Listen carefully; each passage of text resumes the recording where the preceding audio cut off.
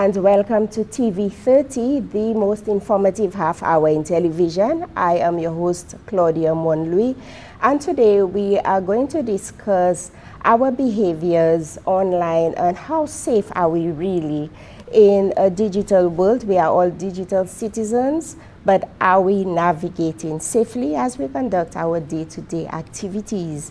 And to contextualize this entire discussion, we have with us an expert, and he is Mr. Brent St Catherine, who is from the Caribbean Digital Transformation Project, Yes, CARDTP. Yes. So welcome so much, of course, to this forum.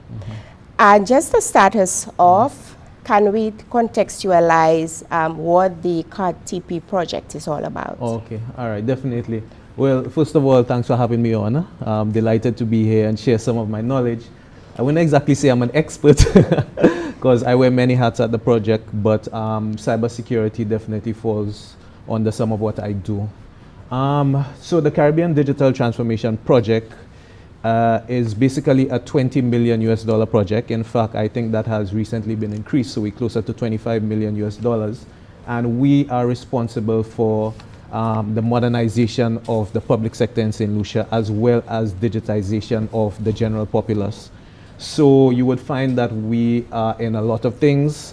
We are building a data center for Saint Lucia. We understand that cybersecurity is a risk, so we are putting together a cybersecurity team. We affect legislation such as ICT standards and so forth. And we do a lot of digital training. So we look for where there are gaps in government as well as gaps in society, and we try to fill that. Okay. Yeah. Well, I know definitely, unquestionably, cybersecurity and cybercrime and awareness along those lines are absolutely timely and relevant right now. Definitely. In simple terms, what do we mean when we refer to cybersecurity and cybercrime? Okay, so cybercrime, basically cybersecurity is protecting yourself, all right, from cybercrime. It's basically looking at online platforms and how fraud, crime takes place in that forum. So what we're trying to do is we're trying to get Saint Lucia to understand that, listen, everybody's digitized these days. Everybody carries a phone. Everybody's online, and crime takes place online just as in real life. So we definitely have to protect ourselves, and on a day-to-day basis, even more than normal crime, we bombarded remotely from all over the world. So it's really something that we have to look at and ensure that our infrastructure is robust enough to help us take care of criminality online. Okay, so how will the project, the Public Education and Awareness Project, zoom in on the concerns, and of course in the process of explaining this to us, you can indicate to us some of the real life threats that we need to guard against. Okay, definitely. So the project, the first thing we want to do is provide information. I mean, information is key. We cannot stop cybercrime if we don't have information. So we're trying to look at not only the most prevalent users of technology, but those who may use it less, probably because they're at a younger age, or even some older folks who may be afraid of technology, so they use it less than others. We're trying to ensure that we cover everybody. We want to inform everybody of what are the threats out there, how can you protect yourselves, and so forth. So we have a lot of information forums. In fact, next month for International Women's Day, we're going to have Safer Online, where it's a forum where women, girls, females can go online, share their experiences and so forth. And what it's really geared at is ensuring that women are safe in terms of especially gender-based violence, okay, online. So we want to make them aware and feel safe that they can talk about things like cyberbullying, revenge photos, all of these sort of things. We want a forum where they can feel free to express themselves and where others in the general public can actually learn from those experiences. You touched on something very curious to me. I can understand how cyberbullying can take place, but how can gender-based violence take place online? Well, gender-based violence can be in the form of threats. So people sending threatening messages, and nowadays it's common, young people say they slide into somebody's DMs, all right, the direct messages and so forth. And it's the kind of messages they receive, and some of them are threatening, some may be warranted, but a lot of times they are unwarranted, because nowadays, unless you are blocking everybody, you can almost reach anybody in some sort of forum, whether it be email, whether it be Facebook message, Instagram message, and so forth. So women especially have been prey to that. They get in messages they don't want.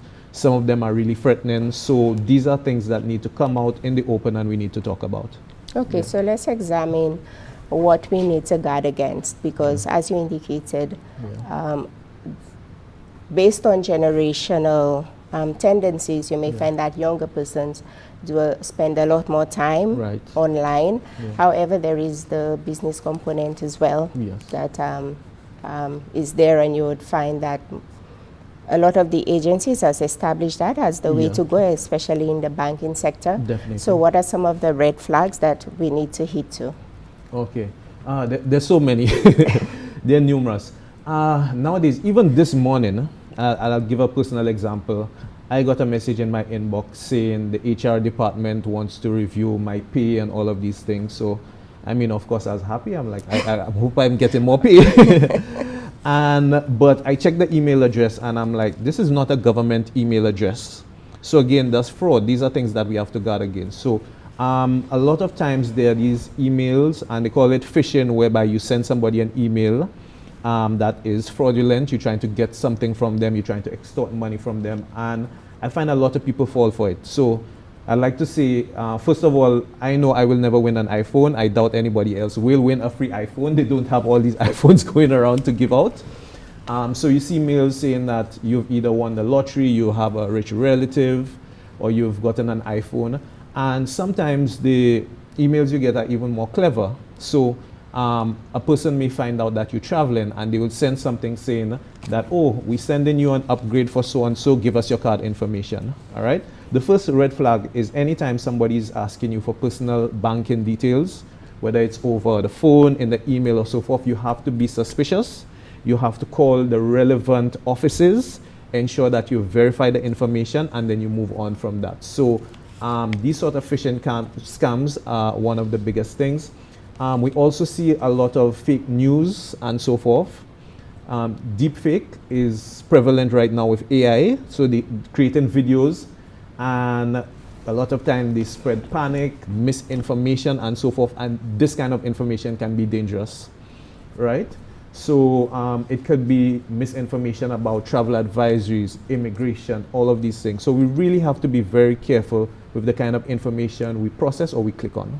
Okay, now this gives us some insight into our patterns of behavior. Generally, the project and also the public awareness campaign is spread over the various islands. Is there a pattern emerging? Are we in the OECS generally behaving safely online or recklessly? Because of course now so much is online. People post everything. It's like a digital diary, but it's available to everybody. Right. And there is also something called doom scrolling as well. So how much exposure is there really? Is there any differentiation? Because I know some of the business sectors take special steps, but when you're at home or on your phone doing your personal activities, then it's all on you. So in the Caribbean, and the project is running the awareness campaign in 4 countries specifically: Saint Lucia, Dominica, Grenada, and St. Vincent. And what we've noticed is that we are a bit vulnerable. I say a bit loosely because we are very vulnerable. That's one of the reasons why our project is investing so much in putting together a cyber response unit. We're also providing training for like police officers, the general public, our civil servants, and so forth, to try to protect them, because we are at a vulnerable state. Nowadays, more than ever, people are doing a lot of things online. For instance, we're shopping online. And even in the Caribbean here, we've been prone to scams online, where we bought something from a firm that wasn't reputable and our information got stolen. Sometimes we even buy from reputable firms, but these firms get hacked, right? And with our online banking right now, we try to be as safe as possible, but again, sometimes there are breaches. So I will not say we're very safe in the Caribbean. We do have our vulnerabilities, but we are trying. In terms of the younger generation, there's also a lack of safety there. They post in a lot of information about themselves. The photos, they post in a lot of photos of themselves, which sometimes people can take. They can alter the photos, or even they don't know the risk in terms of them jeopardizing the future in terms of jobs and stuff. You post a drunk photo here, you post a photo doing something at a party that probably should have remained private. These also carry implications. So I think that we have a lot to learn here. Also, I think what is affecting us is that the younger kids are learning technology so quickly, the parents aren't able to keep up as much. And you find that kids nowadays are searching for things they shouldn't. They're posting too much information online. They're having conversations with people they're not supposed to have conversations with. So all of these are things that we have noticed. So we're trying to target different groups in the different islands to ensure that we cover our bases properly. Since you mentioned young persons, are the schools one of the target groups that the project is looking at? Yes, definitely. So especially in Saint Lucia, we've realized that there are 3 specific vulnerable groups. All right. One of them are the young children. So we have a swipe safe campaign going on. We find that the seniors are also a very vulnerable group. And we find that because of the gender-based violence and so forth, women and girls are also another vulnerable group. So for the schools, what we're trying to do is we're trying to get the conversation going in schools. We find that sometimes the parents don't know how to broach a conversation, or even they don't have enough information to have a meaningful conversation around cybersecurity with the children. So in the schools, we're trying to launch campaigns. We're trying to have workshops in the schools. We're also trying to use games to teach them how to navigate the online world by being safe, not sending out too much information, watching who you have conversations with and so forth. So we're doing our part when it comes to the younger people also. I'm very happy you touched on parents and how they interface with the technology and their children and broaching a conversation, because a parent was indicating to me that his son was supposed to be doing his maths homework, but when he noticed that the son was giggling and smiling a whole lot on his phone, he realized that, you know, this activity, that interaction had nothing to do with his homework. So you are very much on point that this sensitization has to be many folds. Yes, definitely. So let us look at the cyber criminals. What are the spaces that they tend to target the most? Before cyber criminals, they would target more banking information, or even one of the popular things for them to do was send like these scam emails, you've won $1 million, this, that, and so forth. But now they are so pervasive, you don't know where they will strike. They can even get involved in video games that children are playing and so forth, and try to get information out of them that way. They are able to hack into people's emails and so forth. They're able to hack into government systems and steal information. They're able to hack into banks and steal information. There's just so much going on in the space that cybersecurity, and I find it funny when I organize trainings, I could organize 1,000 different trainings because the cyber criminals are almost in every area of online forums. They're everywhere. So we have to be careful from all different directions. Okay. So then we're going to head into a break very shortly. Okay. But let us look at the area of information harvesting and of course hacking. Now in that regard, I know that the banking sector is very instrumental. Yes. I've seen online persons are saying, hey, I did not do any transaction with this place or that place and I have lost some monies there and so on. Are they a critical part of your campaign, the business sector, Oh, especially definitely, the banking definitely. sector? So part of what we're doing is we're going to support legislation for e-finance, because e-finance even now is very complicated for us. A lot of people don't understand blockchain and all of these things, and even the banking sector needs to be upgraded in terms of what they know. So the banking sector has been doing their part, but they're also vulnerable.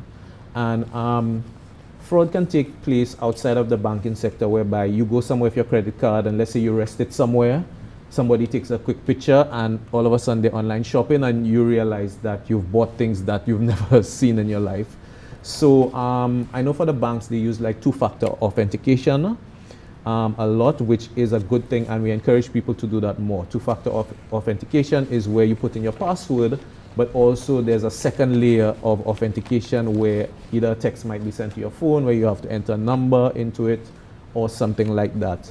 But we are supporting the banks. We are having conversations with the banks, the financial institutions, to try to get them cyber security training.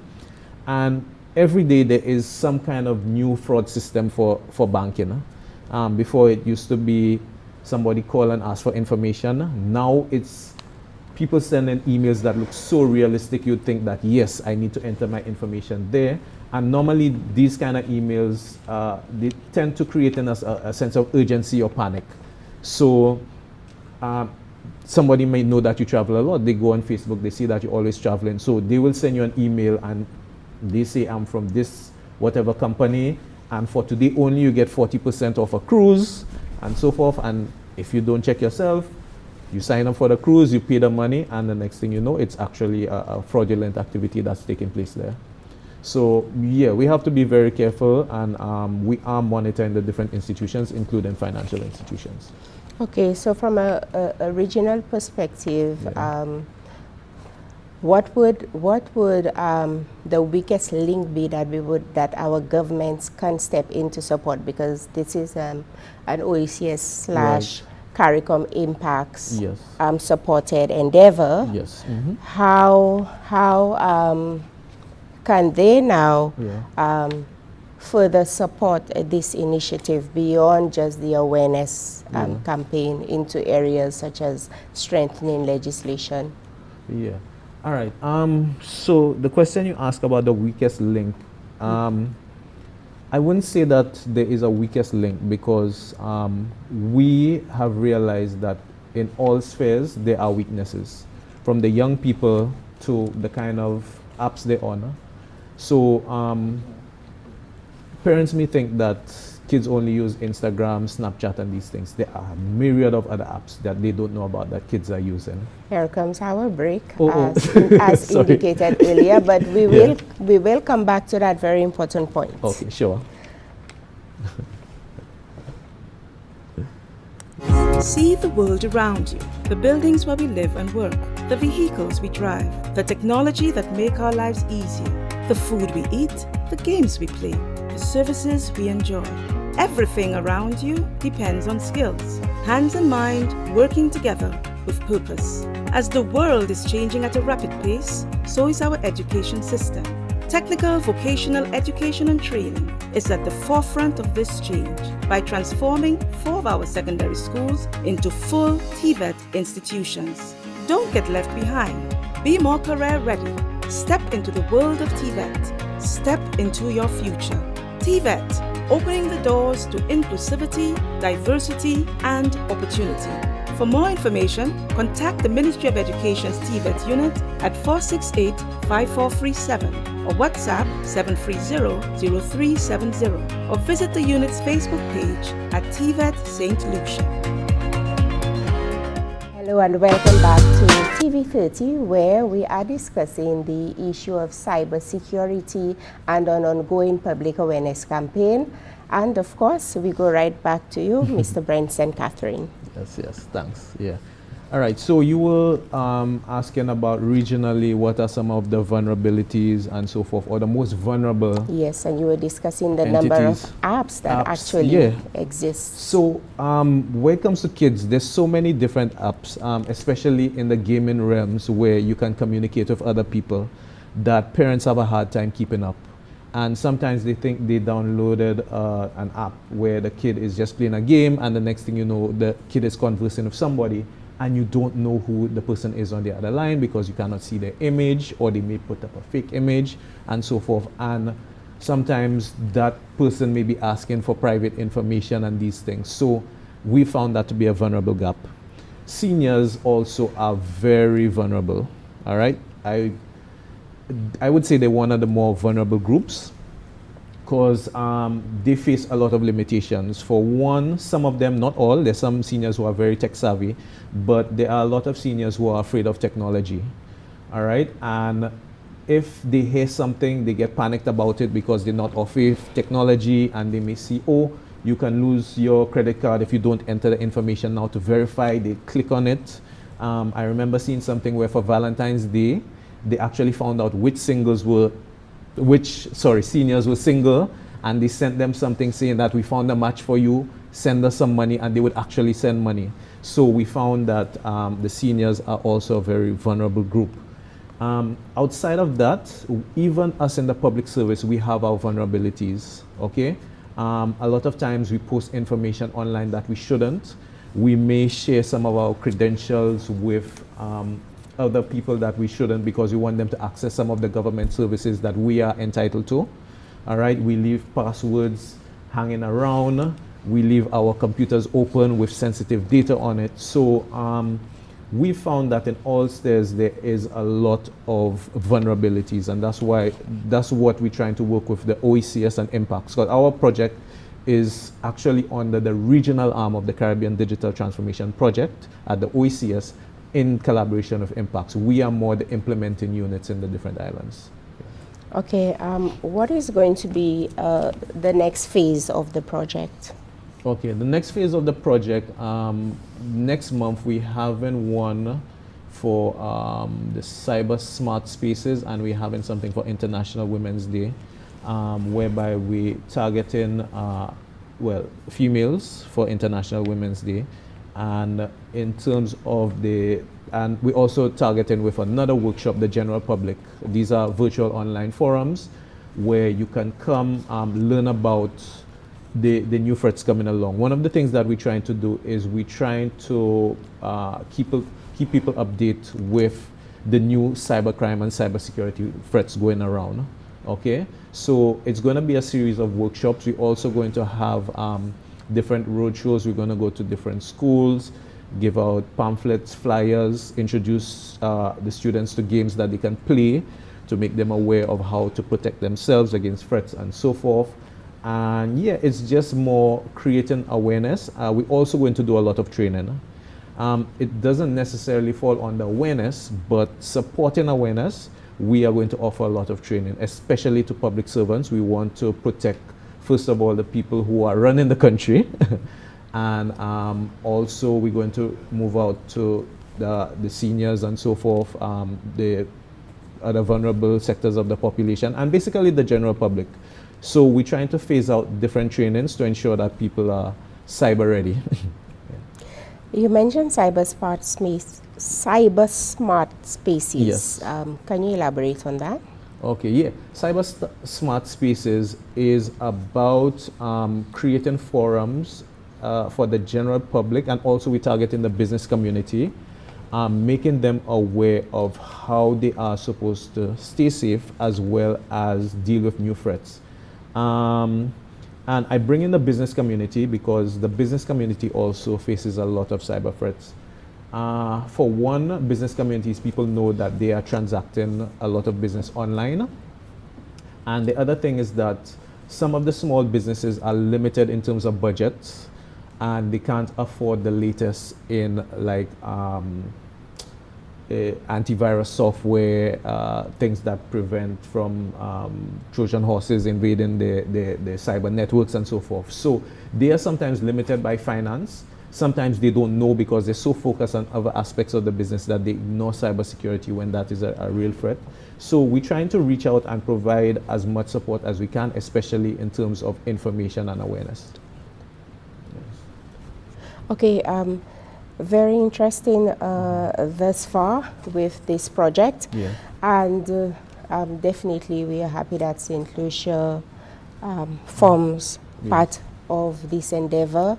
How receptive have the various audiences that you've interacted with been? Yeah. Okay. So far, the audience has been very receptive to what we've been doing. A lot of them did not know of the kind of threats that existed, especially in terms of what they post online and these sort of things. We've brought in different members of even the police department to tell them about the latest in cybercrime, you know, things like credit card fraud, even stealing of identities. A lot of people don't think that stealing of identities can happen in St. Lucia and the Caribbean, but trust me, it has reached the Caribbean. This is when somebody will get things like your tax numbers, your personal information, and they will actually mimic who you are. All right. Already some people have been cloned on Facebook and so forth, but it gets more real than that when things like your passport information is being cloned and so forth. So the public is receptive. The public is also afraid. And although we don't really want to make them too fearful. We want to make them aware, but at the same time, we want to make them more conscious of the benefits of being online. So a lot of people will say, for instance, we have DigiGov, whereby you can transact online, you can pay for stuff online, and so forth. And a lot of people will say, I'm not doing that. I'm going into an office. I'm not putting my credit card information on a local website, right? That is the kind of fear that we don't want to create. We want people to be aware of the risks, but we also want to educate them so that they know what is legitimate and what is acceptable cyber behavior, different from what is unacceptable cyber behavior, just to keep themselves safe. So we do want to encourage people to become more efficient and live a higher quality of life by going online, but we want you to be safe online as well. Thank you. I guess it's not as overwhelming after all, now that you've put it in a good light. There are things we can do to surf safely and to transact safely online as well, because the technology is not going away. It has definitely established itself as part of our daily lives. And it is on that note that I thank you so much, Mr. Brent St Catherine and the CARDTP team for all the good work you guys are doing in the region to bring us up to speed. And at this point, we come to the conclusion of TV30. Always a pleasure. I am Claudia Monlouis saying goodbye.